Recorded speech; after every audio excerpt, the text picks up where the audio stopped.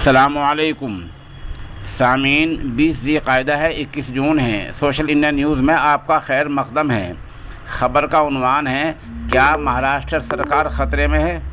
ये सवाल इसलिए पैदा हुआ कि महाराष्ट्र सरकार के ही एक वज़ीर एकनाथ शिंदे गुजरात के एक होटल में ठहरे हुए हैं, जहां उनके साथ शिवसेना के 15 और 14 आज़ाद MLA हैं। गुजरात के होटल ली मेरिडियन में ये सब ठहरे हुए हैं और एकनाथ शिंदे का अपनी सरकार से राब्ता संपर्क टूट गया है। इसको बगावत समझा जा रहा है।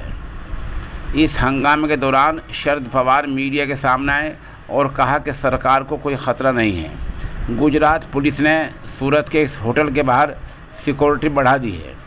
ख़बरों में कहा गया है कि अब बीजेपी को 134 MLAs की हिमायत हासिल हो गई है और हुकूमत बनाने के लिए 144 की ज़रूरत है। बता दें कि महाराष्ट्र में फ़िलहाल 287 MLA हैं। कांग्रेस, शिवसेना और NCP तीनों पार्टियों को मिलकर 152 मेंबरान असम्बली सरकार के साथ हैं। अगर होटल में जाने वाले शिवसेना के मेंबरान असम्बली सरकार गिराने में पूरी तरह साथ देते हैं तो शिवसेना सरकार अक़लियत में आ जाएगी, तादाद कम रह जाएगी और सरकार गिरने का ख़तरा बढ़ सकता है। इस सूरत में इनकी तादाद कुल 135 रह जाएगी।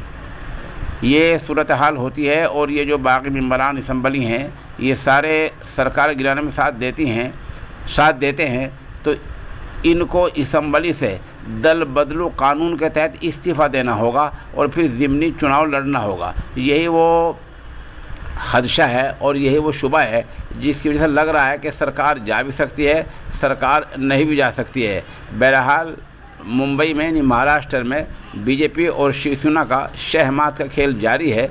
आप हमारे साथ बने रहें। जैसी कुछ सूरत हाल होगी हम आपको अपडेट करते रहेंगे। वैसे आज शाम तक बहुत कुछ वाज़ेह हो चुका होगा।